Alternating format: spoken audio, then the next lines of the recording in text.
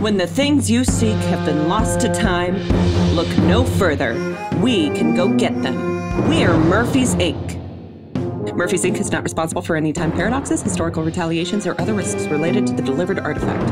Any questions regarding the company's liability or tax information will be answered in time.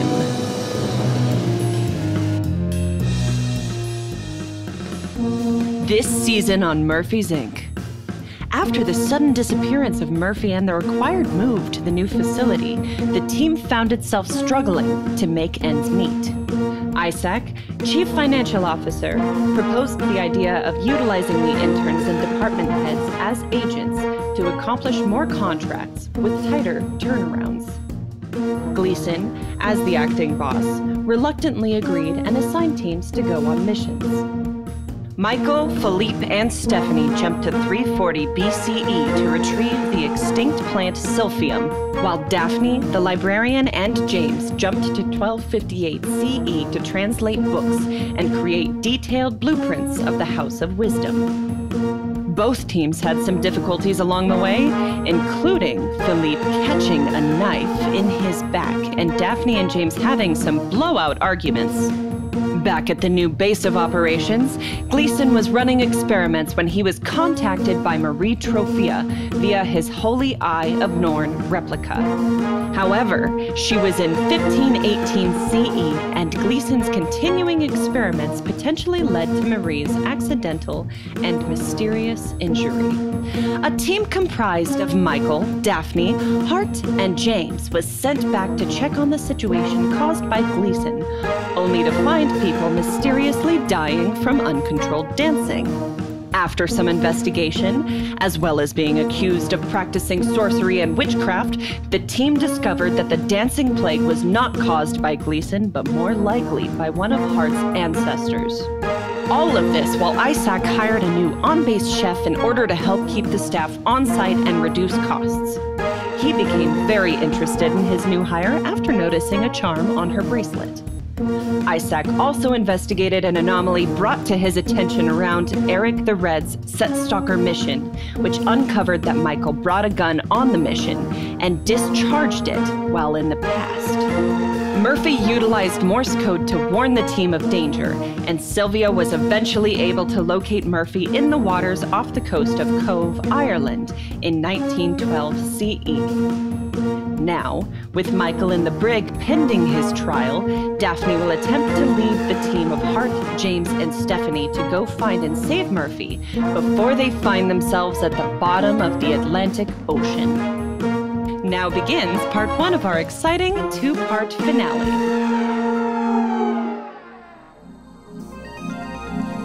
Personnel file number LT121Q, Emmett Gleason. Almost a caricature of sci-fi engineers, Gleason is, to put it mildly, a bit of a bumbling fool who may or may not be on the spectrum. Nevertheless, Gleason seems to be well-liked and, for the most part, respected amongst his co-workers. He's an astute mechanic, depending on whom you ask, who means well and wants to do the best job possible. But Gleason is much more observant and aware than he appears. While he has been around longer than anyone, the librarian being the lone exception, I always feel that he's hiding something from me. I wish I could say that I fully trust him, but even after all these years, I still do not ever show him my full hand.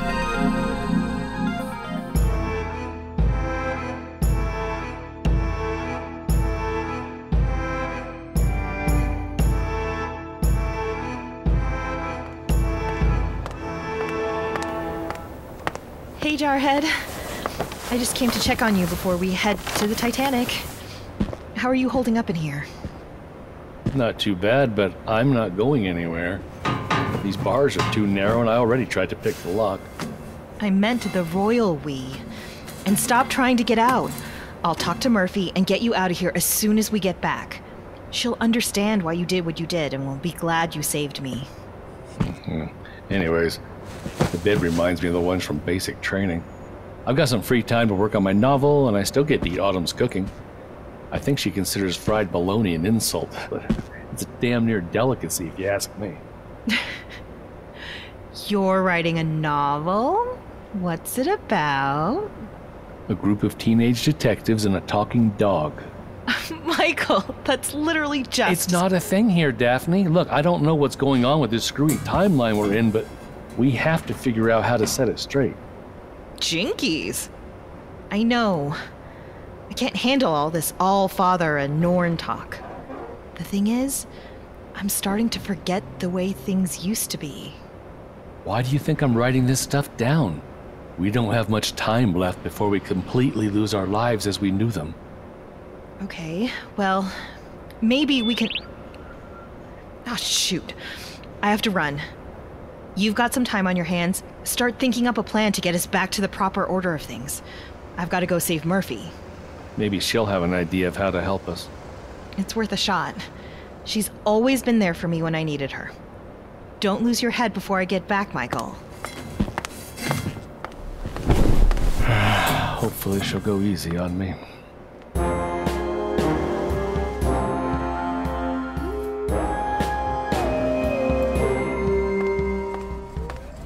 Murphy is on the Titanic, and you're just performing a simple escort mission back to HQ. All right, I got your message, Gleason. It's finally time to get Murphy back. Indeed! We don't have much time. I need your team to jump back, find Murphy, and get back here as soon as possible. There will be no funny business this time around, Daphne. You are on thin ice as it is. And if you mess up a job this important... No need to threaten anyone here, Fenrir. I'll keep an eye on her. You just keep your jaws clamped tight, and we'll be back in 2 shakes of a goat's tail. Oh, God. Which one? None of them. Can we just go? What's got her winds out of whack? Must be the back-to-back trips taking their toll on her. I'm sure she'll be fine once we get on the ship.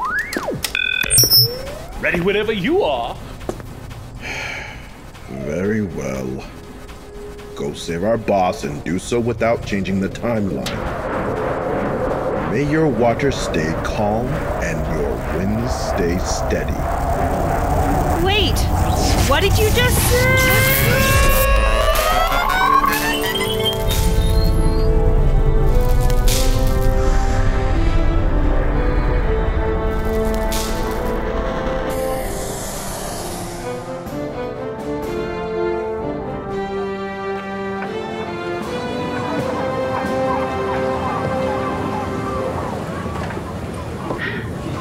I never thought I'd be setting foot aboard the unsinkable Titanic.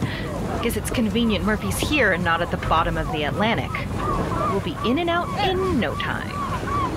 All right, so we get in and search all the places where people aren't allowed until we either find Murphy or something that points us to him. Him? They're boarding. Best we go now? Heart! Yes. What's with the face?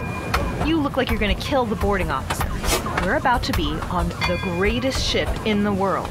Act like it. It's just... he reminds me of someone. Ooh. Someone I know? Not likely. It's nothing, really. Okay, well, just smile and act like a tourist. We'll be fine. If he gives you problems, we'll feed him to the fishes. Afternoon. Here are our boarding passes.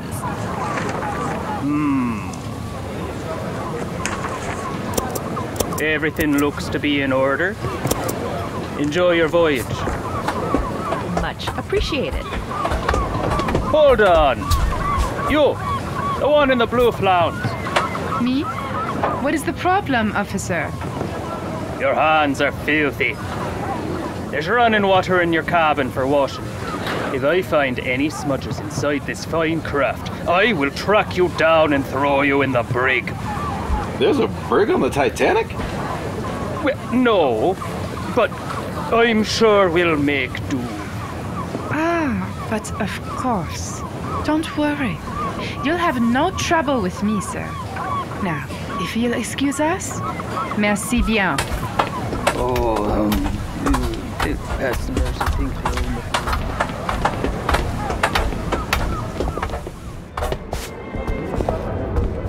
Wow. It's somehow much nicer than I thought it would be on the inside. Yeah, that old movie doesn't really do it justice, huh? Now do you see why it was such a big deal?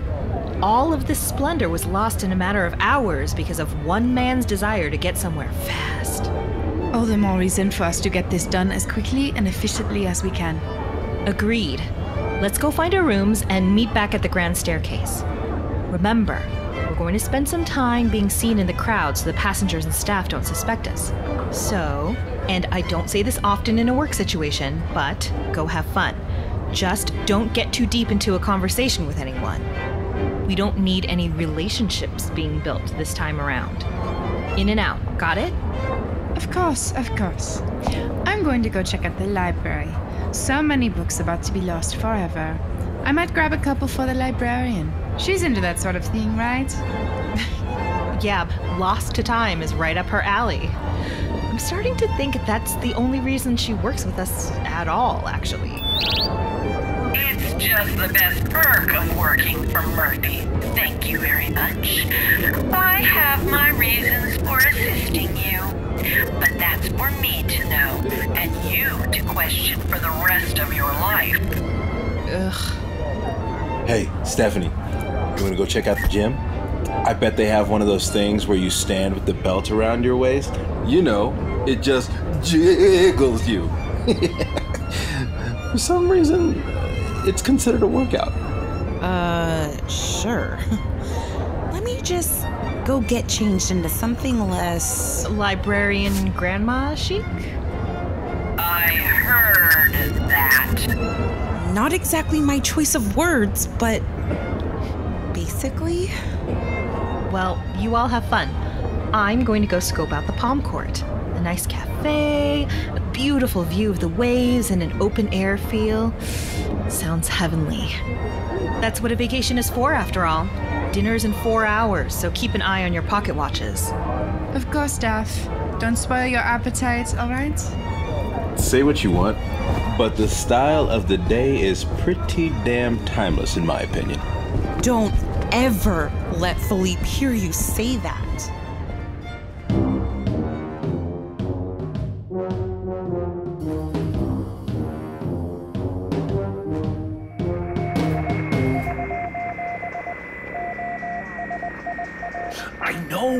I know, but I have to make sure that... Well, what more do you want me to do? I can't just... What? You wouldn't. Hello? Hello? Dagnabbit.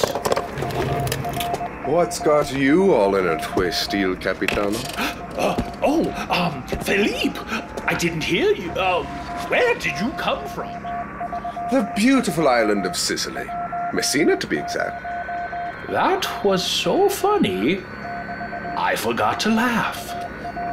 Ouch. Someone's a tad touchy. Who's that on the phone? Sounded like a heated conversation. It was nothing that you need to worry about. I'll be fine, all right? Now, was there something you needed, or were you just prowling around to snoop? I came to see if you needed Autumn and me to stick around any longer. We have plans to go watch a movie and... Sure. Go, have fun, just get out of my office. I've got some important work to get to. As you wish, Il Capitano.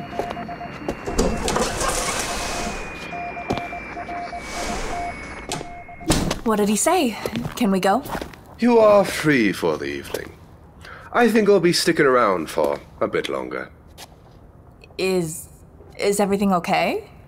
Your whole mood shifted. I think Gleason is... There's something wrong. I don't know what it is, but I can't just let it go. He's acting... suspicious. Gleason? He's always been a little weird, right?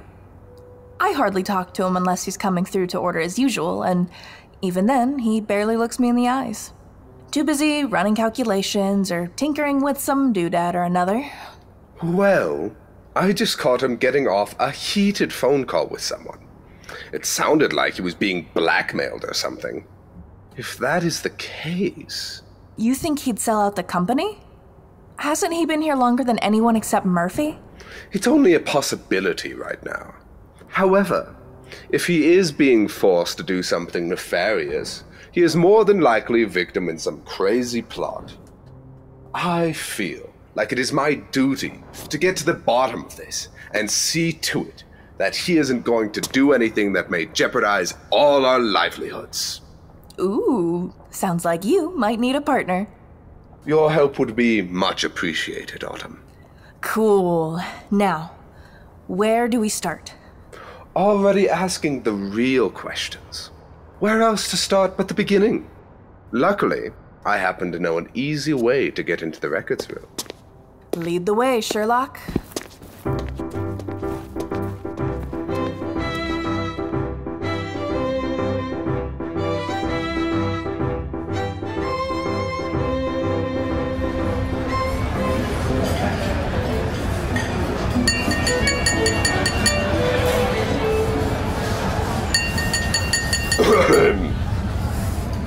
If I could have everyone's attention for just a moment.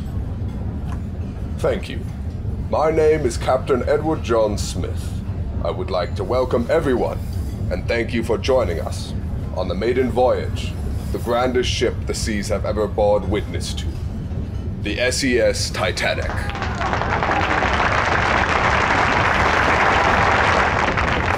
I won't hold you from your dinner for too much longer. Otherwise, we might be testing the unsinkable claim of this beautiful vessel before she's even completed her first outing. Anyway, please enjoy the fine amenities we have for you at your leisure. We're making good time, and we may arrive in New York City a few hours ahead of schedule if we keep this pace. Oh, and should you need anything, feel free to flag down one of our lovely stewardesses for assistance. Now, have fun, and once again, thank you for taking part in an unforgettable moment of history with us.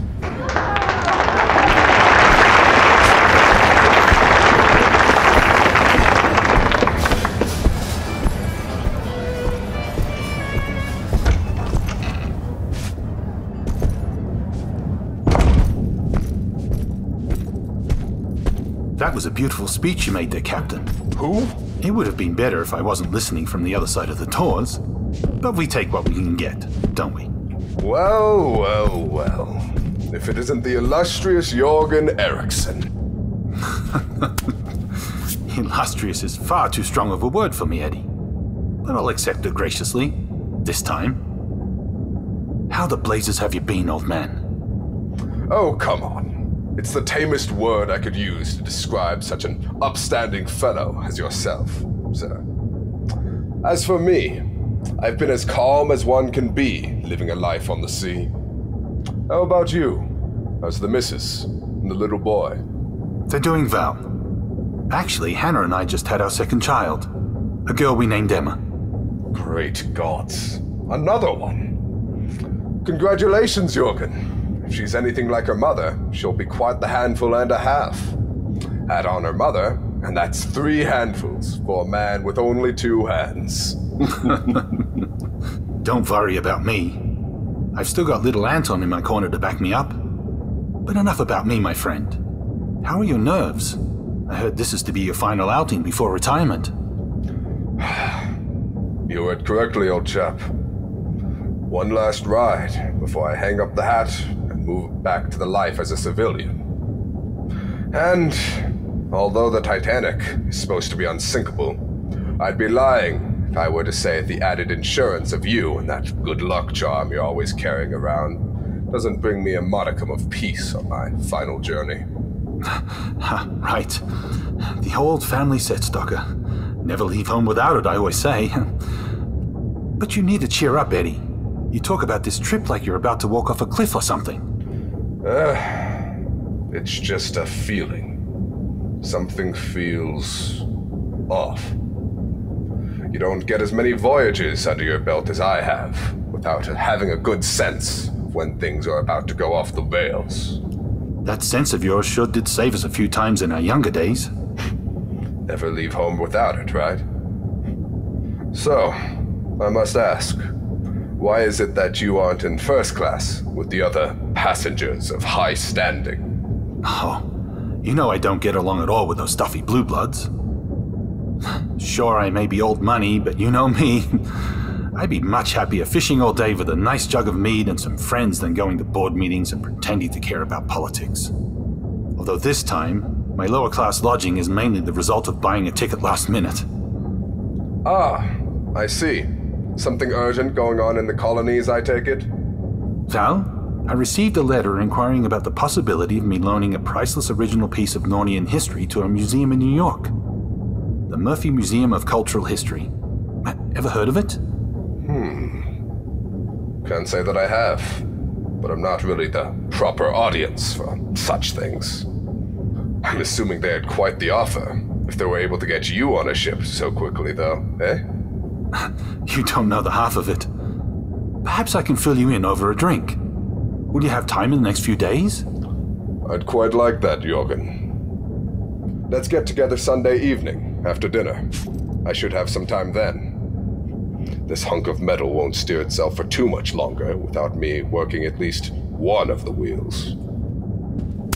Until Sunday Eve, may your waters be calm. And your wind stay steady.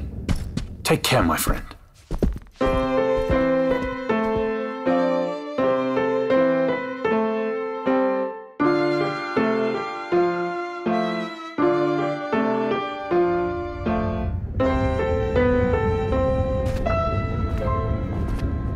Okay, our top priority is finding the boss. I say we split up. There's no way the ship is so big that the four of us can't comb 100% over the next 2 days.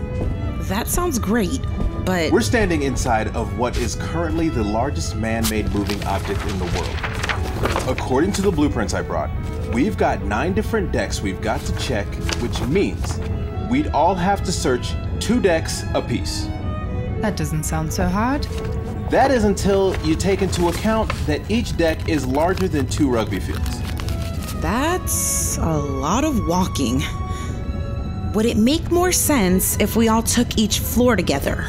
Does that really save us any time? How about a little column A, a little column B? We'll take the 5 lower decks together and sweep them really quickly. I doubt Murphy would be holed up with the rats or whatever goes on down there. Then afterward, we'll split up into teams of 2 for the higher levels, and each takes 2 decks. That way we can stay a little more inconspicuous. Fair enough. Yeah, I was already feeling the heat from that lieutenant earlier. That jerk better not get in our way. I'd like to give him a piece of my mind. What is your deal with this guy? I know his type. Overly nitpicky and willing to bring charges and make arrests at the drop of a hat. He's a dangerous breed. I keep my guard around people like that because if I don't... Oh, now I get it. Is this Hart backstory time? We don't have time for it right now, but I promise I'll give you both the rundown sometime. Assuming we get off this beauty in one piece. It's a real shame she won't make it out at all. All right. Well, the sooner we get this workcation over with, the sooner we can bond over a pint of mead back at HQ. To the bowels of the ship! Ew, don't say it like that. Ooh. Speaking of bowels, can you give me like 10 minutes before we start searching?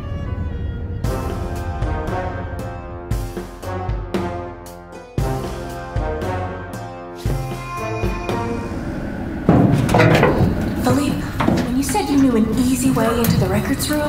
I thought you meant you were going to bribe somebody. I was not expecting us to end up climbing through the air ducts like some kind of children's sitcom. Michael and Daphne.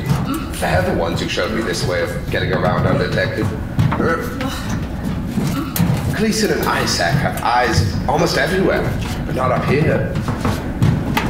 We're here.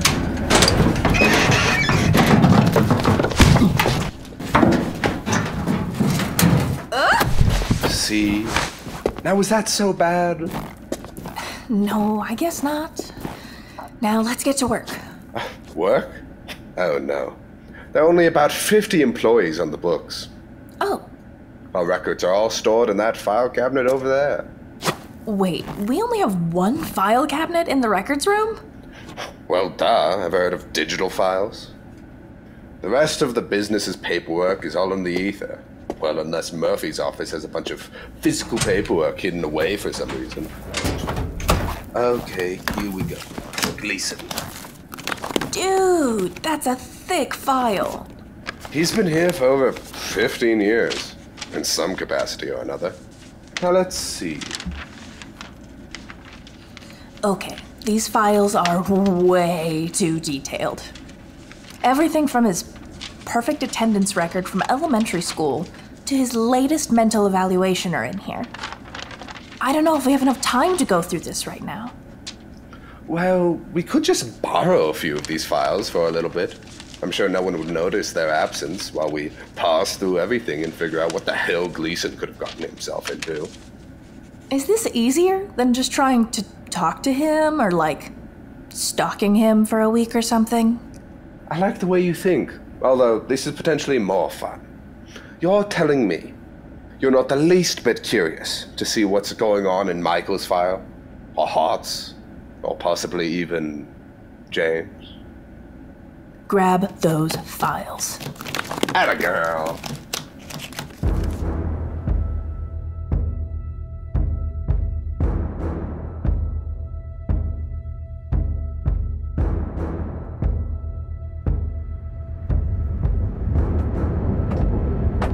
Well, that was the last of the lower decks, and it only took us a whole day? At least we're halfway done. Once we find Murphy, we can get out of here and Hey! Shh! Do you see those two shadows over there? Probably just some workers. Who cares? No, listen. You dunderheads still can't find Erickson? Hey, who you calling a dunderhead? Erickson? Like Jason Erickson? Did he have family aboard the Titanic? No sign of him whatsoever since we saw him talking to the captain. Took my eyes off for just a second, and then it was like he vanished into thin air. He's supposed to be high profile. The boss said he'd be in first class, but if he is, he's invisible. I wonder who their boss is. Okay, well, I want you two to go check the recreation rooms, and you two to go check the top side. I'm gonna call the boss and try to score us a little extra time. Remember, we cannot screw this up. Understood? Got it. Got it. Now get moving. a mystery on top of our mission? Do things always get this tangled up when you go back deaf, or is it just me? Always. Okay, change of plans. They are definitely not from around here, so I say we follow them and see if their boss might have something to do with Murphy being stuck here. James and Stephanie, I need you two to follow those goons up top toward the rec rooms. Hart and I will take the cabins to find the one placing the call. Okay, shouldn't be too hard to keep a low profile on the Titanic. Just use that charm you're always going on about. Sweet talk 'em like you do Autumn back home.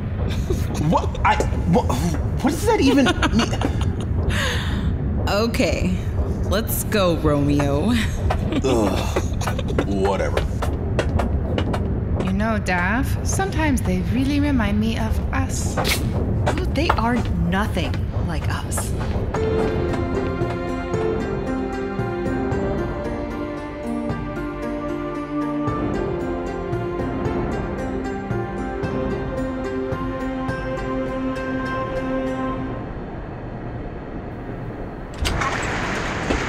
Excuse me, Captain Smith? Yes? How did you get in here? The bridge is closed to all passengers during travel. I'd be happy to chat during one of my breaks, or... I'm sure you can find the time now, can't you? After all, I'm in the business of history, and you seem to be smack dab in the middle of it. Please. You can have whatever you want. Just don't hurt my crew, or the passengers. I don't care about them. Their fates are sealed, as is yours. Before that happens, however, I'd like to ask you a few questions about a very dear friend of yours, Jorgen Eriksson. I've been looking for him. He has something I'm very interested in. You mean his set stalker? I'll never tell you where to find him. No. He doesn't even have that glorified backscratcher with him. What do you mean? He never goes anywhere without it. Trust me, Captain, there are things I know that you can't possibly begin to understand. Now, tell me where to find Mr. Eriksson. So, you may truly be doomed then. Truth be told, I don't know what room he's in. He never told me. All I know is he couldn't get a first-class ticket in time, so he had to settle for a lesser class. We had plans to meet up tomorrow night for a celebratory drink after dinner. Knowing him, though, he's probably passing the time in the lower-class recreation room. Interesting indeed. Thank you for your service, Captain. Just, please, don't hurt him. He's got a wife and kids back home, and... Don't worry. They'll outlive both of you.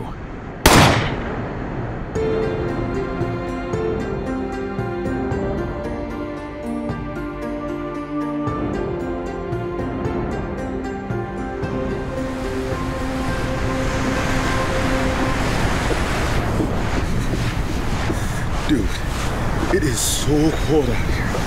I don't know why I didn't think to bring a freaking jacket on the Titanic. Just keep moving. You'll warm up.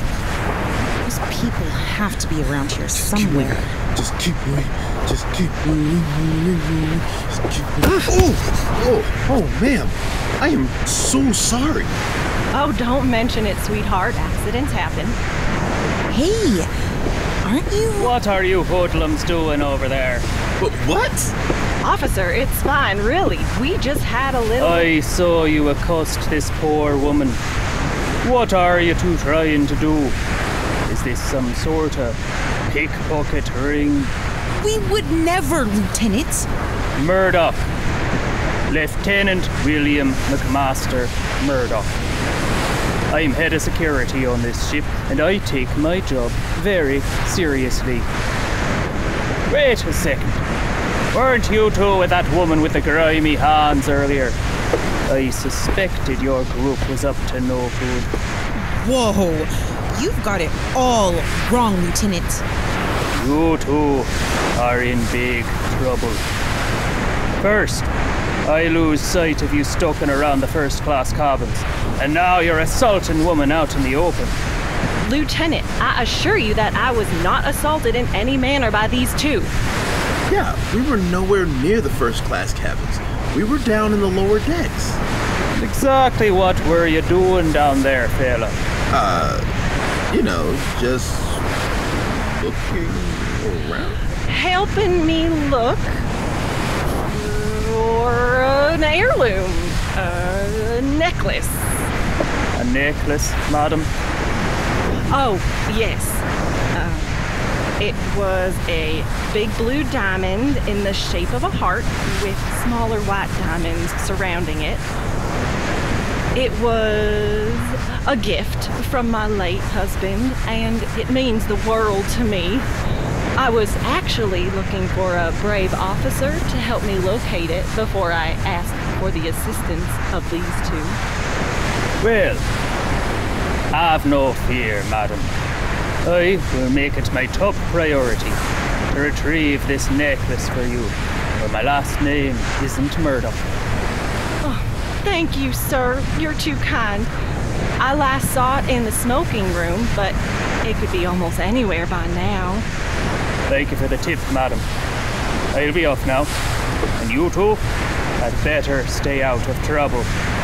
Will do, Lieutenant. Oh, yeah. We totally will. Well, that should keep him busy for a while. Hey, Thanks so much for the save.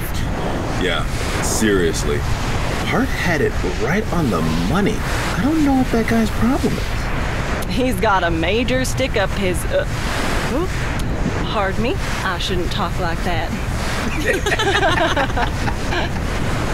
So, who are you two? A couple of lovebirds sneaking off to get some alone time? Lovebirds? Nope. Nuh-uh. Us? No. Wait. No offense, Steph. None taken whatsoever. We're co-workers, and I'd even go so far as to call us pretty decent friends. I'm Stephanie, and that's James. We're going to try our luck in Big Apple. Yeah, that's it. Oh, how interesting. I'm sure you'll love it if you've never been. A little too noisy for my tastes, but I couldn't pass up the opportunity to see what all the fuss was about this unsinkable boat people kept clamoring about. Oh, I'm sorry, I'm rambling. My name's Margaret Brown, but my friends call me Maggie. Maggie? I thought they called you Molly. No. No? Nobody I can think of calls me that. Huh. It does have a nice ring to it, though. Molly Brown. Tell you what, you kids can call me Molly if it works for you. I don't mind one bit. Now, how about you two accompany me to the dining hall for some dessert? Oh, we really shouldn't. We got some work to finish up, and our boss... It's my treat. Hell, I won't turn down free food. James! What? Come on. We might find what we're looking for in the dining room, right? I mean, I guess. Then it's settled. Maybe we can even swing by the parlor suite, and I can teach you kids how we play cards in the great state of Colorado.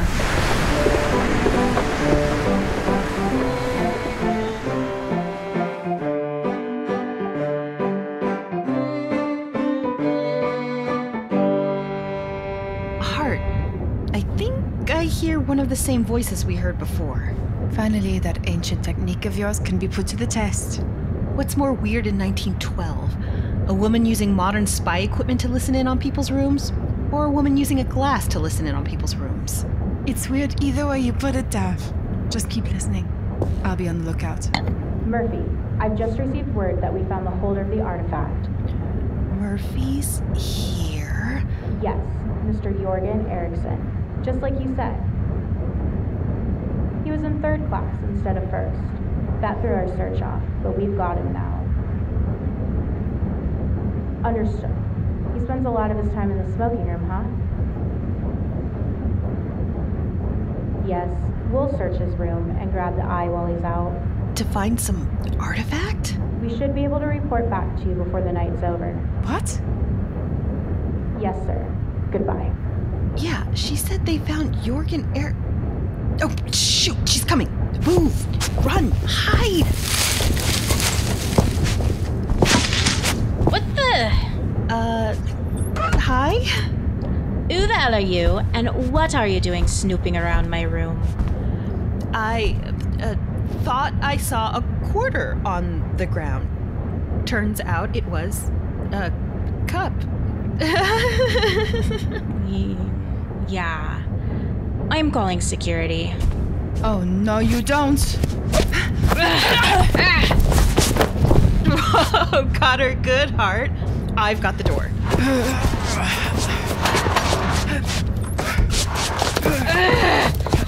What do you people want? We want to know what you know about Murphy's whereabouts. How do you know the boss? If Murphy is your boss, then consider us colleagues. Yeah, we do the time travel side of things. Yeah, I know both of you. Hart and Daphne. Wait, what? Who are you? We've never seen you before around the office. Of course not. You weren't really supposed to know we exist. I'm probably gonna get into huge trouble for having my cover blown like this. What are you, some sort of secret society? Close. Shadow Squad. We take care of the missions that can't exactly go on the books. Murphy is my direct boss and asked us to come along to help secure something that gets lost in the wreckage of the Titanic. Apparently, it's a matter of historical importance. We were tasked to get in and out without anyone noticing. Good job with that last part. But what I don't get is, why are you here? Murphy wanted this done off the record. Nobody was supposed to know we were on the Titanic. Well, we received a Morse code message from this point in time that told us that Murphy needed to be rescued, so we came.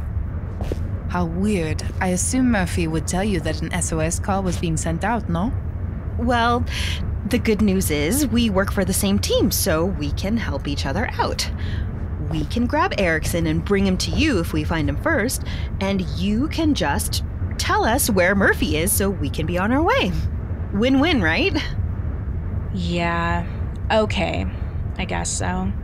Murphy should be in the first class lounge sometime later tonight, come hell or high water.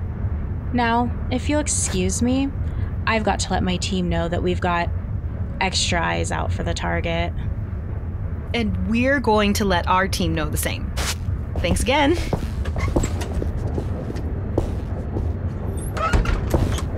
You really trust her?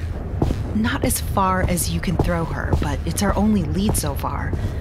Besides, we've still got some time before our mandatory exit hits. True. Let's get to it.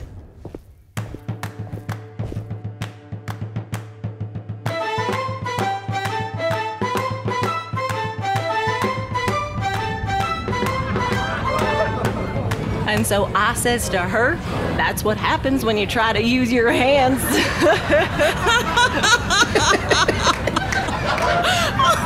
Oh, wow, Molly. You've got the funniest stories. Yeah, you should write a book or something. These are gold. Maybe I will one of these days. I've still got a lot of life left to live, though. I'll wait until I'm too old to have my fun before I write it all out. No use in having to come back every few years to write an update, right? Cheers to that. Say, have you kids ever seen the captain of this ship? Not since we've been here. Why? Well, don't both look at once, but that guy over there is wearing the captain's uniform, but that ain't the captain. How can you be so sure? Well, I only caught a glimpse of him when he made a big speech to the first-class passengers the other night, but I distinctly remember a beard to go with that silver fox hair. Plus, look at him, drinking alone, staring out menacingly. He seemed more the type to go around shaking hands and passing out cigars or whatever cheerful captains do on these ships. Maybe he had a quick shave since then, and he really regrets it. So now he's sulking about the fact that his final picture as a captain when he makes port is going to be ruined. James, Wait. Look closer. Doesn't something about that captain seem familiar to you? I really can't tell from back here. Want to grab a closer look? Sure. Just try not to draw any attention. You kids have fun with that. I'm going to hit the ladies' room. Those punch romaines go straight through me. Eddie, there you are. I thought I'd be the first one here. Thanks for taking some time to share a moment with a friend. Wait. Oh, don't worry about me, Mr. Erickson. I've got all the time in the world. Who are you? Why are you wearing Eddie's uniform? He won't be needing it anymore. Come, have a seat. We have much to discuss. I will do no such thing. I'm going to find an officer and have him detain you. When I find out what you've done to Eddie, Trust me, you're going to want to be sitting for what comes next. This ride's about to get really bumpy, really fast. I'm no fool. I've got my undivided attention. Good. Now drink your whiskey. No thanks. I'm not very thirsty anymore.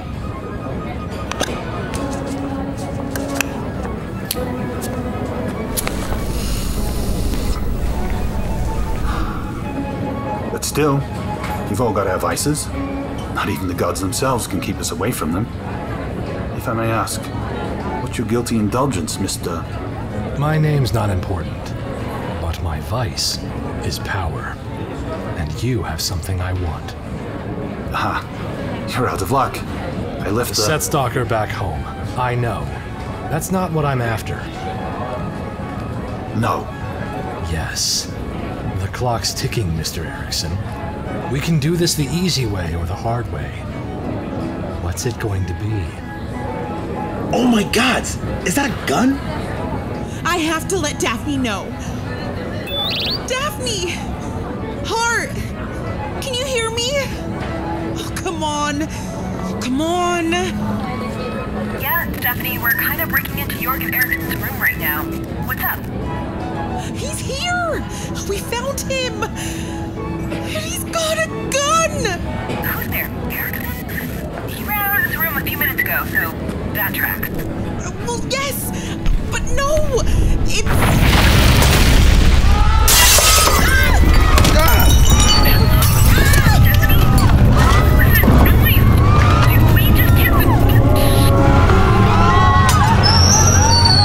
Time's up, Mr. Erickson.